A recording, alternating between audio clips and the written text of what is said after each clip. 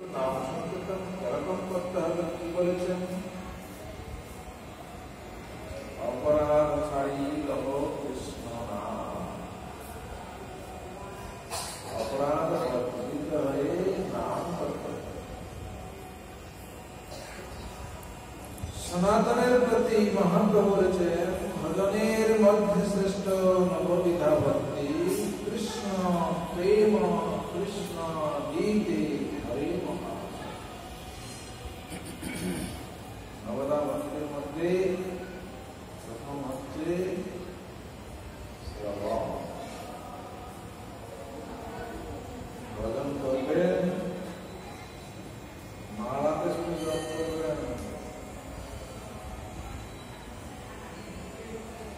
তার আগে বলেছেন শ্রবণ, তারপর কীর্তন, তারপর স্মরণ, তারপর তৎপরে আত্মনিবেদন।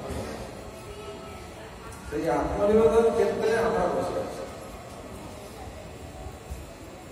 আগামীকাল নবদ্বীপ ধাম পরিক্রমার অধিবাস দিবস। প্রথম দিন আমরা পরিক্রমা করব আত্মনিবেদন ক্ষেত্র। তাই আত্মনিবেদন করব করে তাই শুনতে হবে। শ্রবণটা প্রয়োজন আছে, শ্রবণটা নবদা ভক্তির মধ্যে প্রথম শ্রবণ। তার মধ্যে সর্বশ্রেষ্ঠ করোতি বাচালং পঙ্গুং লঙ্ঘয়তি গিরি যৎকৃপাতমহং বন্দে শ্রীগুরু দিনতারিণং। পাঞ্চাকল্পতরুভ্যশ্চ কৃপা সিন্ধুভ্যৈব চ পতিতানাং পাবনেভ্যো বৈষ্ণবেভ্যো নমো। সকলকে আমি আমার যথাযোগ্য দণ্ডবৎ প্রণাম জ্ঞাপন করছি। আমরা অন্তর্দ্বীপ তথা মায়াপুর আজকে আমরা পরিক্রমা করতে এসেছি। প্রথম শ্রীচৈতন্য মঠ, তারপর সেবাসঙ্গম থেকে আমরা মহাপ্রভুর জন্মস্থানে এসে পৌঁছেছি। এই মহাপ্রভুর জন্মস্থান হচ্ছে মথুরা, আর সেবাসঙ্গম হচ্ছে রাসস্থলী, চৈতন্য মঠ হচ্ছে অভিন্ন গোবর্ধা, যেখানে ভক্তি সিদ্ধান্ত সরস্বতী গোস্বামী ঠাকুর শতকোটি নাম করেছেন। এইভাবে আমরা এসে মহাপ্রভু জন্মস্থানে উপস্থিত হয়েছি। এখানকার মাহাত্ম্য আমরা শ্রবণ করেছি। অন্তর্দ্বীপ, ভগবান অন্তরের কথা ব্যক্ত করেছেন ভক্তের কাছে। তিনটে যুগে সত্য, ত্রেতা, দ্বাপরে যারা উদ্ধার পায়নি, তারা এই কলিযুগে উদ্ধার পাওয়ার জন্য ভগবানের কাছে প্রার্থনা জানিয়েছেন। আর শ্রী চৈতন্য মহাপ্রভু অবতীর্ণ হয়ে সকলকে কৃপা করেছেন। দ্বাপর যুগে ভগবান শ্রীকৃষ্ণের লীলা ব্রহ্মাও পর্যন্ত কৃষ্ণের লীলা বুঝতে পারেনি, সাধারণ গোপবালক মনে করেছিল, যার জন্য গোবৎস গোপবালকদের নিয়ে চুরি করেছে। পরে তার মোহভঙ্গ হয়েছে, ভগবানের কাছে প্রার্থনা জানিয়েছিল, ক্ষমা চেয়েছিল। আরো যাতে সুন্দরভাবে ভগবানকে সে বুঝতে পারে, তার জন্য মহাপ্রভু ভগবানের চরণে প্রার্থনা জানিয়েছিলেন, এবং ভগবান কলিযুগে এসে তার সমস্ত প্রার্থনা শুনবেন এবং তাকে কৃপা করবেন বলে এই কলিযুগে শ্রী চৈতন্য মহাপ্রভু অবতীর্ণ হয়েছে। সুতরাং আমরা যারা মনে করছি যে আমরা ফাঁকি দেবো, ফাঁকি দিলে কিন্তু হবে না। মহাপ্রভু এসেছেন সকলকে উদ্ধার করার জন্য। প্রেম দাতা গৌর হরি, পতিত পাবন, পতিত পাবন হেতু তব অবতার, মৌসম পতিত প্রভু না পাইবে। আমরা যারা পতিত আছি সকলকে উদ্ধার করার জন্য মহাপ্রভু এসেছেন। সেই উদ্ধারের জায়গা যেখানে সচির আঙ্গিনায় শ্রী চৈতন্য মহাপ্রভু আবির্ভূত হয়েছিলেন, সেই রকম একটা সুন্দর জায়গায় সুন্দর পরিবেশে আমরা এক তাৎপর্যপর হয়ে মহাপ্রভুর কথা চিন্তা করছি। এইটাই আমাদের সৌভাগ্যের বিষয়। জন্মে জন্মে যাতে আমরা এইরকম সৌভাগ্য লাভ করতে পারি, এই প্রার্থনা জানিয়ে আমরা এখান থেকে আবার পরিক্রমা শুরু করব, কারণ অন্য পার্টি এসে গেছে, বেশিক্ষণ বসা যাবে না। বাঞ্ছা কল্পতরুভ্যশ্চ কৃপা সিন্ধুভ্যশ্চ পতিতানাং পাবনেভ্যো বৈষ্ণবেভ্যো। জয় চৈতন্য মঠাচার্য ভক্তি স্বরূপ সন্ন্যাসী মহারাজ কি জয়। নবদ্বীপ জ্ঞানাঞ্জন শলাকয়া চক্ষুরন্মিলিतं येन तस्मै श्रीगुरवे नमः। मूकं करोति वाचालं पङ्गुं लङ्घयति गिरिं वन्दे श्रीगुरुर्गुणकारणं। वंशाकल्पतरुभ्यश्च कृपासिन्धुभ्येव च पतितानां पावनेभ्यो वैष्णवेभ्यो नमो। সকলকে যথাযোগ্য ধন্যবাদ প্রণাম জ্ঞাপন করছি। যখন প্রসাদ পরিবেশন হয় না, তখন অন্ন ডাল এরকম ধীরে ধীরে ধীরে ধীরে লাস্টে কিন্তু মিষ্টি দেয়। এখন মিষ্টি খাওয়ার লোক খুব কম, কেননা সুগার হয়ে গেছে। এরা সব সুগারে ভর্তি হয়ে গেছে, সব ঘুমিয়ে পড়েছে। এরা আর কি সুগার খাবে? তাই জগন্নাথ লীলাটি সেই রকম অনেক মধুর। পুরীধাম হচ্ছে বিপ্রলম্ব ক্ষেত্র, যেখানে মিলন হয়েছে সেটাকে বলা হয় বিপ্রলম্ব। বিরহ হলেই মিলন হয়। আচ্ছা, কৃষ্ণের জন্ম আমরা জানি, মহাপ্রভুর জন্ম জানি, রামের জন্ম জানি, জগন্নাথের জন্ম কেউ জানি না। তাহলে জগন্নাথের রূপটা কোথা থেকে হয়েছে? জগন্নাথের রূপটা হচ্ছে রাধা ভাবে বিভাবিত হয়ে কৃষ্ণের রূপটি জগন্নাথের রূপ ধারণ করেছে। কৃষ্ণ রাধা ভাবে বিভাবিত হয়ে যে রূপ পরিগ্রহ করেছিলেন সেটি হচ্ছে জগন্নাথের রূপ।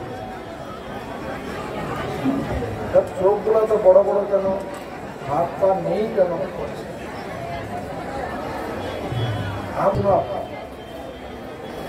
আমরা প্রভুপাদের কথা শুনি, জানি, চলি। রাধা কৃষ্ণ শ্রী চৈতন্য মহাপ্রভু জগন্নাথ বলদেব সুভদ্রা কোথায় প্রতিষ্ঠা করেন? জগন্নাথের মহাপ্রসাদ বিশ্ববিখ্যাত। জগন্নাথের মহাপ্রসাদ বড় না কৃষ্ণের মহাপ্রসাদ বড়? আমরা কিন্তু গৌড়ীয় বৈষ্ণব, জগন্নাথের আরাধনা করি না, আমরা যুগল উপাসনা করি। বৃন্দাবনে যান না, গিয়ে দেখবেন কার উপাসনা হয়। মহাপ্রভু যখন সন্ন্যাস গ্রহণ করে চলে গেছিলেন নীলাচল ক্ষেত্রে, জগন্নাথ মন্দিরে গিয়ে কিন্তু জগন্নাথকে দর্শন করেননি, জগন্নাথকে কৃষ্ণ রূপে দর্শন করেছিলেন। শেষ 12টি বছর যখন পুরীধামে গম্ভীরায় ছিলেন, প্রতিদিন জগন্নাথ দর্শন করতে আসতেন। কাকে দর্শন করতেন? জগন্নাথকে কৃষ্ণ রূপে দর্শন করতেন, আর জগন্নাথ মহাপ্রভুকে রাধা ভাবে দর্শন করতেন। রাধা ভাব অঙ্গী করি প্রেমের বাদর করি সাধিলা মনের নিজে কাজ। সুতরাং আমরা মহাপ্রসাদের, জগন্নাথের মহাপ্রসাদের মাহাত্ম্য অনেক শুনেছি, কিন্তু এটা হচ্ছে রূপ পরিত্য। ভালো করে জানবেন গৌড়ীয় ফিলোসফি। এক সময় বিষ্ণু দ্বারকায় থেকে ঘুমন্ত অবস্থায় ব্রজের কথা চিন্তা করছিলেন। ব্রজে 8 সখী আছে, আর দ্বারকায় অষ্টপটমহিষী আছে। সেই পটমহিষীরা চিন্তা করলো কৃষ্ণ বৃন্দাবন থেকে গোচারণ করত, মাখন চুরি করে খেতে বলি যশোদা মা তাকে কান ধরে শাসন করত, ব্রজগোপীরা ভর্ৎসনা করত, নন্দ বাবা পাদুকা নিয়ে আসার জন্য বলতেন আর কৃষ্ণ পাদুকা নিয়ে আসত। আর আমরা সেই কৃষ্ণকে দ্বারকায় নিয়ে এসছি চব্য তুষ্য লজ্জ পেয় খাইয়ে এত সুন্দরভাবে রেখেছি রাজা করে, আর সে আমাদের গুণগান না করে সে ব্রজের গুণগান করছে। এটা কি ব্যাপার জানতে তো হবে, যার খেতে হয় তার গুণ গাইতে হয়। এ বেটা আমাদের খাচ্ছে আর অনেক গুণগান করছে। এই কথা জানবার জন্য তারা স্থির করল। তখন রোহিণী মাতাকে জিজ্ঞাসা করলেন এর কারণটা। রোহিণী মাতা বললেন ঠিক আছে আমি বলবো, কিন্তু একটা কাজ করতে হবে। এই কৃষ্ণ বলরাম এরা না, এরা খুব চতুর। আমি যখন এদের কথা বলবো না এরা খুব তাড়াতাড়ি আমার কাছে চলে আসবে। তাদের সামনে তো তাদের কথা বলা যাবে না। তো তোমরা একটা কাজ করো, এই যে প্রকোষ্ঠ আছে প্রকোষ্ঠের দ্বারে একজনকে দাঁড়াতে হবে। যে দাঁড়াবে সে তো শুনতে পাবে না। তো অষ্টপটম মহিষীরা কেউ আর রাজি হলো না। তখন দৈব প্রেরিত হয়ে সুভদ্রা এলো। সুভদ্রা বললেন ঠিক আছে আমি দাঁড়াবো। এদিকে রোহিণী মাতা কৃষ্ণ লীলা কথা বর্ণন করলেন। রোহিণী মাতা তো জানেন কৃষ্ণ কিভাবে জন্ম হয়েছেন, কি কি লীলা করেছেন, কি দুষ্টুমি করেছেন, কি ভালো করেছেন, কি মন্দ করেছেন, 18টা অসুরকে বিনাশ করেছেন ইত্যাদি কথা সবই জানেন। তখন সেই কৃষ্ণ লীলা কথা যখন বর্ণন করলেন, সুভদ্রা দেবী সেই কৃষ্ণলীলা কথা স্মরণ করে তার হৃদয় পূর্ণাকৃতি ধারণ করেছেন। আরে ভগবান কৃষ্ণ বলরাম তখন সেখানে চলে এসেছেন। কারণ মদ ভক্তা যত্র গায়ন্তি তত্র তিষ্ঠতি নারদ। আমার ভক্ত এখানে আমার গুণকীর্তন করে, আমি সেইখানেই থাকি। রোহিণী মাতা বর্ণন করছেন আর সুভদ্রা দেবী দরজার কাছে দাঁড়িয়ে আছেন। চিত্তবসরে জগন্নাথ বলছেন চলে এসছেন। সুভদ্রা দেবী সেখানে দাঁড়িয়ে পাহারা দিচ্ছেন। আর জগন্নাথ বলদেব আর সুভদ্রা তিনজন মিলেই কৃষ্ণ গুণ কথা শ্রবণ করছেন আর রোহিণী মাতা বর্ণন করে যাচ্ছেন। ঠিক এমন সময় নারদ নারায়ণ নারায়ণ করে চলে এসছেন। তখন রোহিণী মাতা মনে করলেন আরে বাবা, সঙ্গে সঙ্গে কৃষ্ণলীলা কথা বর্ণন করলেন। আর রোহিণী মাতা নিজে কৃষ্ণের গুণ কথা বর্ণন করতে গিয়ে শ্রবণ করছিলেন। সুভদ্রা দেবী দুই দিকে হাত ধরে আটকে রেখেছিলেন আর কৃষ্ণ বলরাম এসেছিলেন। তারাও নিজের কথা নিজে শ্রবণ করে তাদের হৃদয়ে পূর্ণাকৃতি ধারণ করেছিল। আর চোখগুলো বিস্ফারিত নয়ন হয়ে গেছে, চোখগুলো সব বড় বড় আকার ধারণ করেছে। ঠিক এমন সময় এইরূপ ধারণ করার সময় নারদ এসে দেখতে পেয়েছেন নারায়ণ করতে করতে। তখন নারদ বলছেন প্রভু সেই রূপ সম্বরণ করলেন কেন? সঙ্গে সঙ্গে ভগবান আবার সেই রূপ সম্বরণ করেন। নারদ বললেন কলিযুগে প্রতিটি যুগকে উদ্ধার করার জন্য আপনাকে এই রূপ ধারণ করতে। এ হচ্ছে জগন্নাথ বলদেবের সুভদ্রা। যেহেতু সুভদ্রা দেবী দুই হাত দিয়ে দুই দিকে দরজার কাছে আটকে রেখেছিলেন, সেই জন্য সুভদ্রার হাত নেই। কারণ এই রূপ নারদ যে রূপ দেখেছেন সেই রূপ তো রাখতে হবে। সুতরাং দুই দিকে হাত দিয়ে আটকেছিলেন, সেই রূপ আর সুভদ্রার হাত হয়নি। তাই মনে রাখুন এই হচ্ছে জগন্নাথ বলদেবের রূপ। আর একটা রূপ হচ্ছে একই রূপ যে কৃষ্ণ লীলা কথা, নিজের লীলা কথা নিজে যখন দ্বারকায় চলে যাচ্ছে তখন স্ফটিক পাথরের মধ্যে কৃষ্ণের রূপটি ঝলমল করছে। নিজের রূপ নিজে দর্শন করে কৃষ্ণ মোহিত হয়ে গেছে। এত সুন্দর আর আমাকে ভালোবেসে শ্রী রাধা কি না এর থেকে আনন্দ পাচ্ছে। সেই জন্য সেই রূপটাকে দর্শন করার জন্য তিনি কি করলেন, যখন দ্বারকা থেকে চলে আসলেন, তার আগে বলছি যে যখন দ্বারকায় এই রূপ পরিগ্রহ, যখন ঘুমন্ত অবস্থায় এসব দর্শন করছেন, আর তখন ঘুমন্ত অবস্থা থেকে তুলবার জন্য চেষ্টা করলেন, তখন উদ্ধবজি বলছেন যে দেখুন, এখন যদি কৃষ্ণকে আমরা তুলে দিই ঘুমন্ত অবস্থা থেকে, তাহলে কৃষ্ণ তখন আর জ্ঞান থাকবে না। তখন নারদ বলবেন ঠিক আছে, নারদ মণি বাজায় বিনা রাধিকার মন নাম। যখন বললেন তখন কৃষ্ণ তখন উঠে পড়লেন, গিয়ে দেখলেন নারদ এখানে আছেন, উদ্ধব আছে।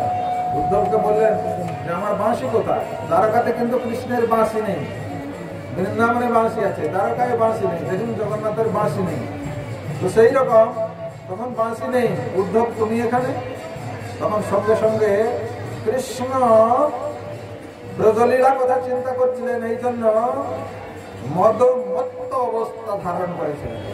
যেরকম দেখবেন রথে নিয়ে যাওয়া পর্যন্ত জগন্নাথের অবস্থা কিরকম হয়, দুলিয়ে দুলিয়ে দুলিয়ে দুলিয়ে নেওয়া যায়। একজন এই পর্যন্ত যদি মদ খায় তার অবস্থা কিরকম হয়, সে আর তার বাহ্য জ্ঞান থাকে না। ঠিক কৃষ্ণের বাহ্য জ্ঞান ছিল নাকি না ব্রজভাবে ভাবিত হয়। ব্রজবাসীরা যেরকম কৃষ্ণকে ভালোবাসত, শ্রীমতী রাধিকা যেরকম ভালোবাসত, সেই ভালোবাসার পরে তার মদমত্ত অবস্থা হয়েছিল। এই জন্য তারা ধরে ধরে ধরে ধরে দাঁড়িয়ে জগন্নাথ রথে তুলে নিয়ে তারা যখন বসিয়েছে, তখন সঙ্গে সঙ্গে দারুণ এক মুহূর্তের মধ্যে রথ পরিচালনা করে নিয়ে ব্রজের সীমানা। এ হচ্ছে জগন্নাথের চলে আসার উদ্দেশ্যটা হচ্ছে যে ব্রজের যে ভাব, ব্রজের ভাবটা কি? কৃষ্ণকে ভালোবাসা। কালকে যে আমরা আত্মনিবেদন কথা বলেছিলাম, তার মধ্যে আত্মনিবেদন শ্রেষ্ঠ হচ্ছে সমস্ত ব্রজগোপীগণই আত্মনিবেদন করেছিল কৃষ্ণের কাছে।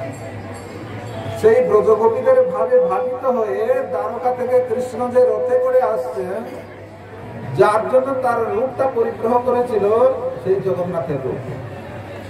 সেজন্য মনে রাখবেন যে ব্রজ ভাবে ভাবিত হয়ে কৃষ্ণের রূপটাই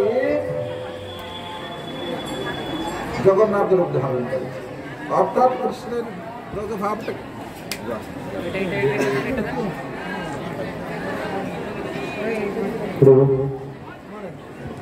ব্রজ ভাবটাই কি? রাধা ভাব। রাধা ভাব উৎসব রথযাত্রা। রাধার ভাবে বিভাবিত হয়ে কৃষ্ণের রূপ জগন্নাথ রূপ। এই জন্য মহাপ্রভু যখন নীলাচল ধামে গেলেন, তখন জগন্নাথকে কৃষ্ণ রূপে দর্শন করলেন, আর জগন্নাথ মহাপ্রভুকে রাধা ভাবে দর্শন করলেন। ওইখানে হয়েছে মিলন ক্ষেত্র, অর্থাৎ বিপ্রলম্ব ক্ষেত্র মানে মিলন হয়েছে, রাধা আর কৃষ্ণের মিলন। মহাপ্রভু রাধা ভাবে বিভাবিত করেছেন। আর পুরী ধামে দ্বাদশটি বছর থেকে যখন রথযাত্রা হতো, রথযাত্রার আগে স্নান পূর্ণিমার পর আলারনাথে যেতেন দর্শন করতেন। আলারনাথে বিষ্ণু বিগ্রহ আছে। আপনারা যে জগন্নাথ স্তব পড়লেন, লাস্টে দেখলেন বিষ্ণু লোকম সগচ্ছতি। আচ্ছা, জগন্নাথ স্তব পাঠ করার পর কেন বিষ্ণু লোকে আমরা যাবো? আমরা কি বিষ্ণু লোকে আরাধনা করার জন্য এসেছি নাকি?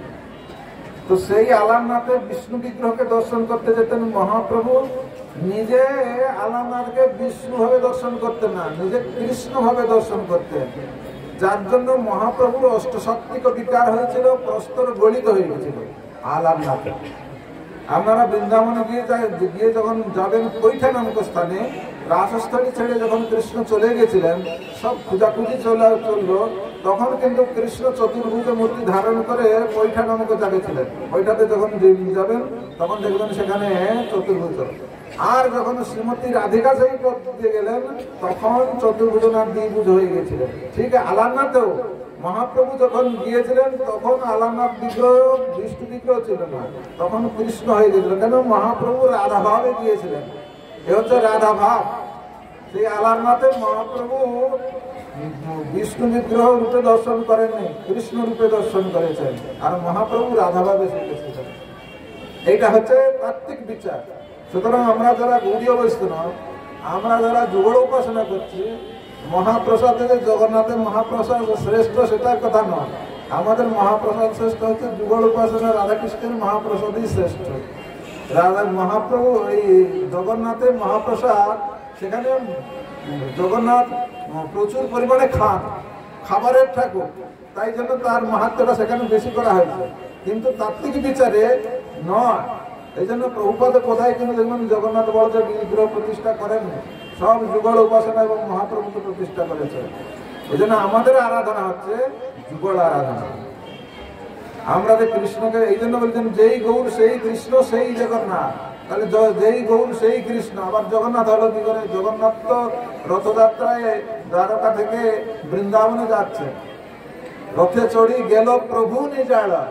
সেখানে দেখবেন যখন সোনার বেশ হচ্ছে, সেখানে চতুর্ভুজ শঙ্খ চক্র গদা পদ্ম, শঙ্খ চক্র গদা পদ্ম আরাধনা তো আমরা করি না, আমরা বাঁশিধারী সকালবেলা মঙ্গলারতিতে গান করি, সবু সখী বেষ্টিত কিশোর ও কিশোরী।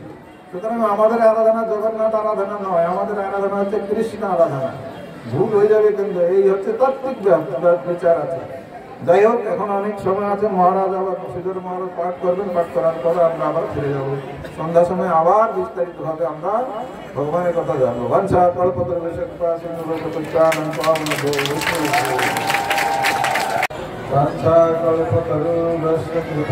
সিন্ধুভ্যৈব পতিতানাং পাবনেভ্যো বৈষ্ণবেভ্যো নমো নমঃ। নবদ্বীপ ধাম পরিক্রমার সকল ভক্তবৃন্দকে আমি আমার যথাযোগ্য দণ্ডবত প্রণাম জ্ঞাপন করছি। আমরা গোত্রম দেশে উপস্থিত হয়েছি। গো মানে সুরভি, গুল্ম মানে বৃক্ষ। সুরভি এই বৃক্ষ তলে বসে গৌরাঙ্গ মহাপ্রভুকে লাভ করেছিল। শুধু তা নয়, দ্বাপর যুগে ভগবান শ্রীকৃষ্ণ যে গোবর্ধন ধারণ করেছিলেন, তার কারণ হচ্ছে ইন্দ্র মহা উত্তাপ করেছিল, প্রবল বৃষ্টি সৃষ্টি করেছিল তার অহংকারের জন্য। সে প্রভু সাজতে চেয়েছিল, কিন্তু সে প্রভু সাজতে পারল না। পরবর্তী সেই ইন্দ্রই মার্কণ্ডেয় মুনি হয়ে এসেছে। সেই মার্কণ্ডেয় মুনি এখানে এসে 7 কল্প তার আয়ু হয়েছে, তাকে সুরভি এখানে দুগ্ধপান করিয়েছেন এবং সুরভির দ্বারা সে গৌরাঙ্গ মহাপ্রভুর কৃপালাভ করেছে। এই স্থান হচ্ছে গোদ্রুম দ্বীপ। আর আমাদের ভক্তিবিনোদ ঠাকুর এই গোদ্রুম দ্বীপকেই ভজনের শ্রেষ্ঠ স্থান হিসাবে বেছে নিয়েছেন। এখানে তিনি ভাগবত কথা আলোচনা করেছেন। তিনি বলছেন কীর্তনাক্ষরী, কীর্তন করবে কে? অমানি মানদ হইলে কীর্তনে অধিকার দিবে তুমি, অমানি না মানদেন কীর্তনীয় সদা। তিনি অমানি মানদ ছিলেন। কীর্তনে কি বলেছেন? আমি তো দুর্জন অতি সদাচার, কোটি কোটি জন্মে মোর প্রাণিত। ঔষধ খেলে রোগ নিবারণ হয়। যারা ধাম পরিক্রমা করে, যারা মহাপ্রভুর কথা শুনে, যারা মহাপ্রভুর কথা কীর্তন করে, তাদের ঔদ্ধত্য আসে না, তাদের মধ্যে সরলতা আসে, তাদের মধ্যে কখন গাম্ভীর্যতা আসে না। তাই ভক্তিবিনোদ ঠাকুর এইখানেই ভজন করে তার বাহ্যিক সব জিনিসকে ত্যাগ করে দিয়েছিলেন এবং মহাপ্রভুকে লাভ করেছিলেন। এইখান থেকে মহাপ্রভুর জন্মস্থান তিনি সূচিত করেছিলেন, জানতে পেরেছিলেন। এমন একটি জায়গা। আর এখানে ভাগবত কথা কীর্তন করেছেন মহাবৈষ্ণব গৌরকিশোর দাস বাবাজি মহারাজ এখানে এসেছেন। আর ভক্তি সিদ্ধান্ত সরস্বতী গোস্বামী ঠাকুরের সঙ্গে গৌরকিশোর দাস বাবাজি মহারাজের এখানে মিলন হয়েছে। এই মিলন স্থলী, ভক্তদের মিলন স্থল। আমরা এখানে মিলিত হতে এসেছি ভক্তিবিনোদ ঠাকুরের কৃপা আশীর্বাদ নিয়ে, সুরভি গাভীর কৃপা আশীর্বাদ নিয়ে আমরা যাতে মহাপ্রভুর দর্শন লাভ করতে পারি, মহাপ্রভুর কৃপা লাভ করতে পারি, এই আশা আকাঙ্ক্ষা নিয়ে আমরা এখানে আমরা আমাদের বক্তব্য শেষ করছি। বাঞ্ছা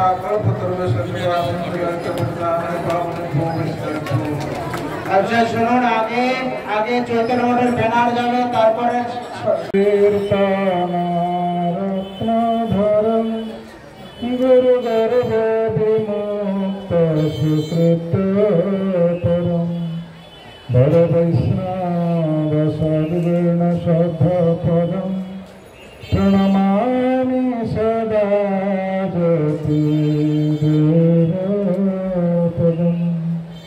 সকলকে আমি আমার যথাযোগ্য ধন্যবাদ প্রণাম জ্ঞাপন করছি। আমি বলেছিলাম বলবো না, তাও শ্রীধর মহারাজ আমার উপর চাপিয়ে দিয়ে দাস্য ভক্তাঙ্গ পীঠ এই মধ্যদ্রুমটি বৃন্দাবন দাস ঠাকুরের শ্রীপাঠ। বড় সৌভাগ্যের বিষয়, এরকম একটা মহান জায়গায় আমরা একত্রিত হয়েছি, ভগবানের গুণকীর্তন শ্রবণ করছি। আর বিগত কয়েক বছর আগে এই নবদ্বীপ ধাম পরিক্রমা হয়ে যাওয়ার পর আমাদের প্রভুপাদের শিষ্য ছিলেন ভক্তিকমল অবধূত মহারাজ। তিনি এই নবদ্বীপ ধাম পরিক্রমা, এই নবদ্বীপ মদগুণ গৌরীয় মঠ ইত্যাদি ধর্ম দর্শন করার পর গিয়ে প্রকট হয়েছিল। আরেকটা কথা বলছি, দাস্য ভক্তাঙ্গ ক্ষেত্র। দাস্য ভক্ত হচ্ছেন হনুমান। হনুমান কিন্তু পশুকুলে জন্মগ্রহণ করেছে। পশুকুলে জন্মগ্রহণ করে কি শিক্ষা দিয়েছেন? তিনি রাম ভক্ত, রামচন্দ্রকে হৃদয়ে ধারণ করেছিলেন। হনুমান যখন তার হৃদয়ে বিধারণ করে দেখিয়ে দিয়েছিলেন, কাকে দেখিয়ে দিয়েছিলেন? তার বাবা মা, আত্মীয় স্বজন, বন্ধু বান্ধব, নিজের বলি কাউকে দেখাননি, একমাত্র শ্রী রামচন্দ্রকে তিনি হৃদয়ে ধারণ করেছিলেন। মম জীবন সর্বস্ব রাম রাজীব লোচন, এইটাই তার রাম নিষ্ঠা। আর এক সময় দেখা গিয়েছে ভগবান যখন দ্বারকা, ভগবানের আরেক ভক্ত পাখিকুলে জন্মগ্রহণ করেছিল, তার নাম হচ্ছে গরু। আর হনুমান হচ্ছে পশুকুলে জন্মগ্রহণ করেছিল। তাই গরুড়ের খুব একটু অহংকার ছিল যে আমি খুব ভগবানের কাছে লোক। তাই গরুড়কে ভগবান পাঠিয়েছিলেন যে যাও তো হনুমানের কাছে গিয়ে তুমি বলো যে যাদবেন্দ্র তোমাকে ডেকে পাঠিয়েছে। তো গরুড় তখন এলো, এসে তখন হনুমানকে দেখে হনুমান সবসময় জয় রাম সিয়ারাম জয় রাম সিয়ারাম করেই যাচ্ছে। আর সে বলছেন, গরুড় বলছে যে ভগবান শ্রী যাদবেন্দ্র আপনাকে ডেকে পাঠিয়েছে। হনুমান যাদবেন্দ্র নিষ্ঠা নেই, তা একটুও শুনছে না, শুধু জয় রাম সিয়ারাম করেই যাচ্ছে। গরুড় বলছে কি রে ব্যাপার, কিছুই কথা শুনছে না। বারবার যখন এরকম উস্কানি দিচ্ছে তখন হনুমান রাগ করে একবার ছুঁড়ে ফেলে দিয়েছেন গরুকে। একবার গিয়ে দ্বারকায় গিয়ে যাদবেন্দ্রের সামনে গিয়ে পড়েছে। মনের যে অহংকার ছিল না, সেটা খর্ব হয়ে গেছে। ভগবান অন্তর্যামী জানতে পেরেছিলেন, তখন জিজ্ঞেস করলেন কি খবর কি? আর মুখটা তো কালো হয়ে গেছে, আর বলবে কি? তখন আর বলতে পারছে না। অন্তর্যামী জেনেছেন, আচ্ছা ঠিক আছে ঠিক আছে, তুমি এইবার যাও, গিয়ে বলো যে ভগবান শ্রী রামচন্দ্র রাঘবেন্দ্র তোমাকে ডেকে পাঠিয়েছে। তো চলে গেছে। কি করবে, লজ্জায় আসতে হচ্ছে। ভগবান বলছেন, ভগবানের আদেশ তো মানতে হবে। সেই এসে তখন বলছে এইবার কিন্তু ভগবান রাঘবেন্দ্র আপনাকে ডেকে পাঠিয়েছেন। তখন এক লম্ফে গিয়ে হনুমান গিয়ে পড়েছে। এই যে ইষ্ট নিষ্ঠা, দাস্য ভক্ত হচ্ছেন হনুমান, তার ইষ্ট নিষ্ঠা, একমাত্র রামচন্দ্রে তার নিষ্ঠা আছে। অন্য কিছুতে তার নিষ্ঠা নেই। এই নিষ্ঠাটা আমাদেরও দরকার আছে। ভগবানের যত অবতার হয়েছে, আমরা যে নবদ্বীপ মণ্ডলে এত পরিক্রমা করছি, সব অবতারে যারা যারা এসেছিলেন তাদের উদ্দেশ্যটা কি হয়েছে না গৌরাঙ্গ মহাপ্রভু রূপে কেউ এসেছেন বা গৌরাঙ্গ মহাপ্রভুর দর্শন লাভ করে তার কৃপা লাভ করে ধন্য হবেন বলে এই জিনিসটা এই নবদ্বীপ পরিক্রমার মধ্যে বর্ণন হয়েছে। সুতরাং আমরা সকলে ধন্য যে আমরা নবদ্বীপ মণ্ডলে হয় এক ভাবনা হয় আমরা পরিক্রমা করছি। এই রকম সুযোগ সুবিধা আর জীবনে আসবে না। এই সুযোগটাকে আমরা নষ্ট না করে যাতে ভালোভাবে করতে পারি, সুষ্ঠুর সঙ্গে সাধুগুরু বৈষ্ণবের কথা মেনে হুড়োহুড়ি না করে সেদিকে লক্ষ্য রেখে আমরা আবার এখান থেকে ফিরে যাব বৈকুণ্ঠপুরে। সেখান থেকে আবার চৈতন্য মঠে পৌঁছাবো। 7টার আগে পৌঁছাবো। এই কারণেই মহাপ্রভুকে সঙ্গে নিয়ে আমরা আরতির আগে পৌঁছে যাব। সেখানে মহাপ্রভুর আরতি হবে। বাঞ্ছা কল্পতরু বৈষ্ণব কৃপা সিন্ধু পাবনেভ্যো বৈষ্ণবেভ্যো